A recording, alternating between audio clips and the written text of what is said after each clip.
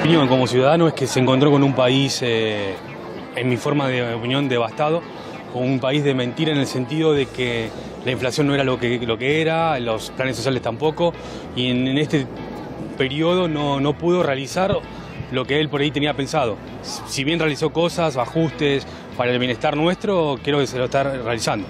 El tema es que lo deje de hacer. A nivel económico hay índices también en... A nivel económico hay inflación, desempleo. De hecho, estoy en este momento desempleado, después de tanto tiempo, pero yo creo que va a salir adelante. O sea, con esperanza, con fe, se va a salir adelante. Si vos sos Macri, vos no te metés en el gobierno. Macri nació multimillonario, no millonario. ¿Para qué se va a meter en un... ¿Para que le maten un hijo, la hija que tiene, pobrecita la mujer? No, si se mete en el gobierno es porque quiere hacer las cosas bien, nada más, no hay otra. Panama Papers. ¿Eh? Los papeles de Panamá. Bueno, qué sé yo, alguna cosa del padre, alguna cagada que se habrá mandado el viejo. Y bueno, ¿qué querés? Todos tenemos un muerto en el placar, o vos no tenés muerto en el placar. ¿Todos? Sí, vos tenés muerto en el placar también. Mirá cómo te reís. Tenés muerto en el placar vos también. Yo también, todos tenemos muerto en el placar. Mitos que se dan en las batallas políticas. Como les decía, estamos con Alejandro Grimson. Bienvenido. ¿Cómo está, Víctor Hugo? ¿Y cómo percibe cierto sector de nuestra sociedad, ¿no? De esto hablábamos. Este material es de Hispan TV. Agradecemos a los compañeros de Hispan TV. Y mostraban dos votantes de Macri, ¿no? Y cómo todavía justifican, tal vez en base a esa construcción de mitos o a esa destrucción de la verdad, Alejandro. Claro, sí, porque en la campaña electoral, como ustedes mostraron muy bien, ellos instalaron un gran mito que es el mito del cambio. Primero instalaron ese mito, el cambio, que en realidad es una palabra que venía asociada a los gobiernos progresistas, a los gobiernos populares, que venían a cambiar que las viejas estructuras económicas que generaban pobreza, exclusión. Y ellos se apropian de esa palabra y una vez que ocupan ese lugar generan otro mito, que es el mito de la continuidad. No, lo que está bien lo vamos a mantener. Prometieron cambiar la pobreza, pobreza cero. 2016, 2 millones de pobres en la Argentina. 2 millones más. 2 millones nuevos de pobres, ¿no? Personas que no eran pobres, que ahora son pobres, y esto va a seguir. Esto recién empieza, digamos. Y así van con el mito de la transparencia. El ejemplo de Brasil es tremendo.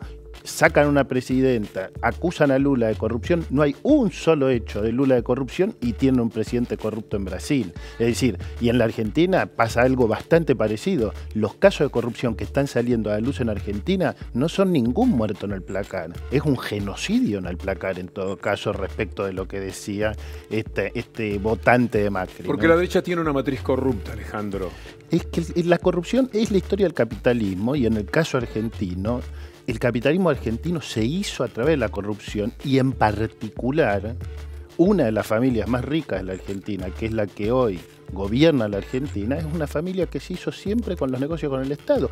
Lo que pasa es que siguen saltando hoy mismo negocios que sigue haciendo y que hizo esta familia, el primo, el hermano, el padre, etcétera, con el Estado argentino y que la plata está fuera del país. Ahora, esta protección mediática que vos señalás constantemente que tiene el gobierno, a mi juicio, se va a ir erosionando en la medida en que no se puede sostener con la experiencia real que los argentinos van teniendo. Pero ellos van a conseguir que venga otro igual. Esa es la apuesta. Por unos años consiguieron eliminar de la Argentina el peligro progresista.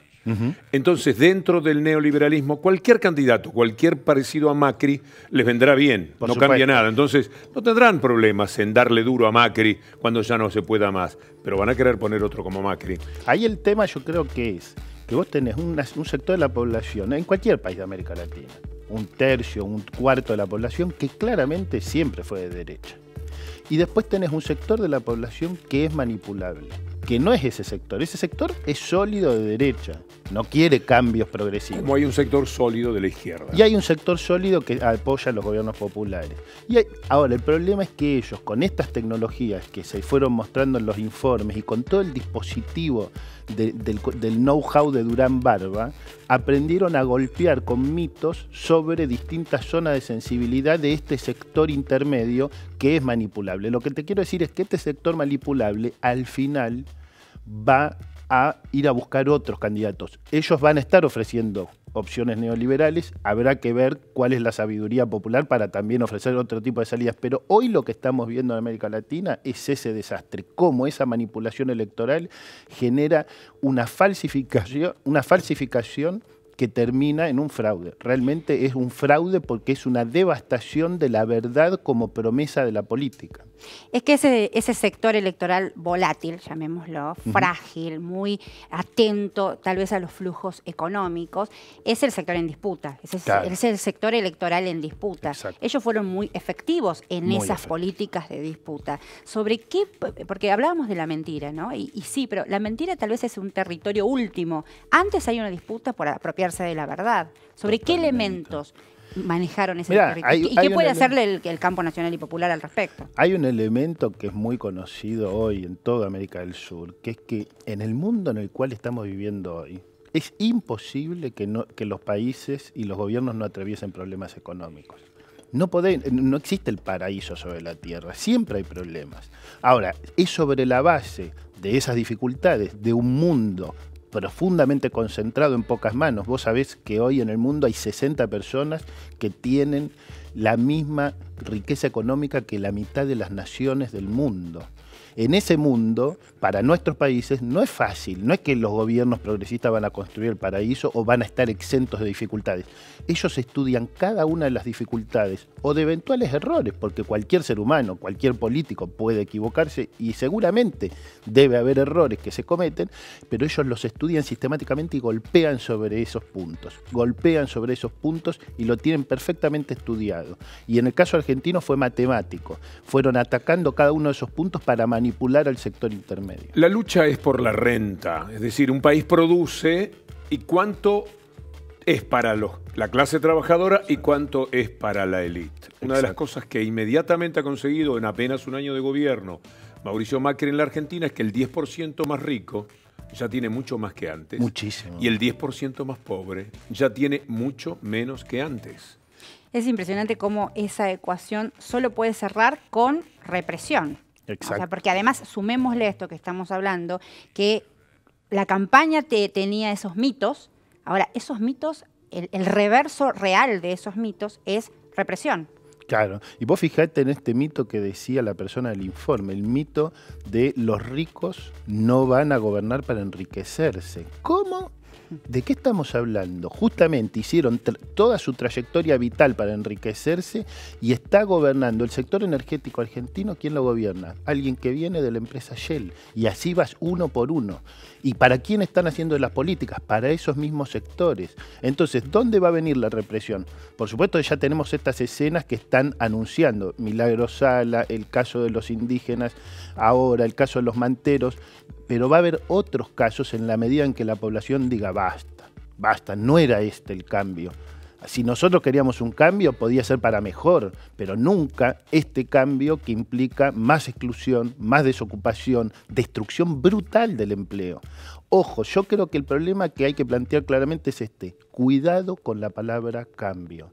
Si vienen a venderte cambio, fíjate de qué tipo de cambio te están hablando, que no te metan gato por liebre, porque ahí es donde funciona el mito. Sí, cuidado con la palabra cambio, empresario, banquero, en el caso ecuatoriano, ¿no? Digamos, esto funciona además, es un dispositivo regional. Digo, nosotros somos el reloj que adelanta porque esto puede pasar inminentemente en la región. Exactamente, yo creo que hay señales muy preocupantes, cada vez más preocupantes, y que en ese sentido es clave lo que decía Víctor Hugo: producir información de calidad permite ver si muchos ciudadanos pueden darse cuenta de que detrás de ese tipo de mitos lo que se esconde es un plan para reestructurar la región en función de estos intereses de los poderes más concentrados. ¿Y qué es información de calidad sino aquella que se constata andando el tiempo? Por eso ellos no pueden producir información de calidad en sus medios, porque nada de lo que dicen luego se cumple. Está demostrado una vez más en la Argentina. Una vez más, como decíamos con la pobreza, como decíamos con el tema de la corrupción, como decíamos con cualquiera de los temas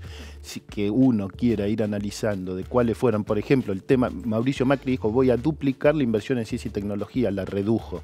Y así podemos ir tema por tema, Víctor Hugo, y lo que vamos a encontrar es que si había una ilusión en ese porcentaje de votantes indecisos, todas esas ilusiones se están desmintiendo en los hechos. Lo notable, Cintia, Alejandro, es que lo peor está por llegar, porque este es un año de elecciones también, elecciones parciales de medio término en la Argentina.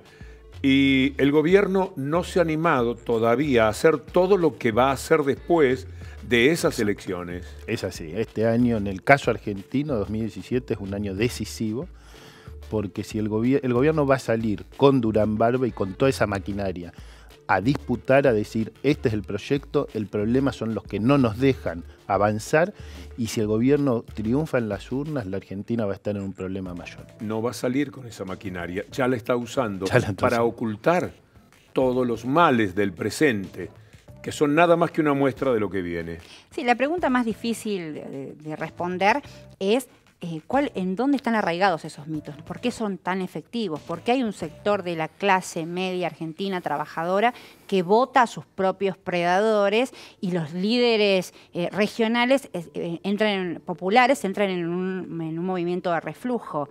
Digamos, ¿cómo se derriban esos mitos? Claro, digamos, ahí uno debería ir a toda la historia, lamentablemente, de América Latina y decir que hay un proceso donde desde la colonización hubo un deseo de vincularse al colonizador, de ser el colonizador.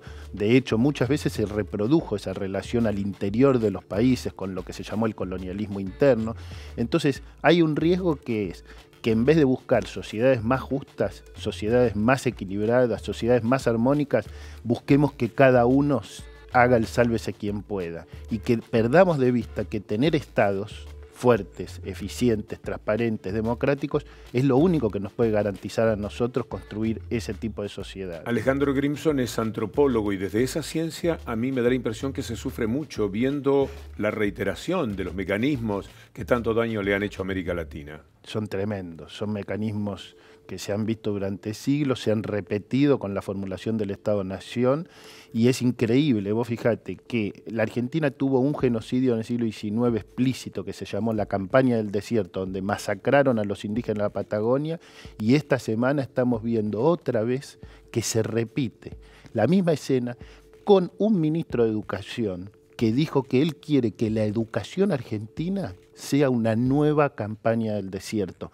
Eso es lo que estamos viviendo en la Argentina en 2017. Sí, la escena se repite con represión a la comunidad mapuche en la Patagonia Argentina, volviendo a esa campaña de desierto, ya en términos reales, con balas de plomo, digamos, ¿no? En términos figurativos, discursivos. Puede terminar habiendo muertos, y al mismo tiempo muere una idea que es que la educación tiene que explicar que la campaña del desierto fue un genocidio, y tener un ministro de Educación que está reivindicando un genocidio es algo que no podíamos imaginar. Todo es una concesión, nada es un derecho.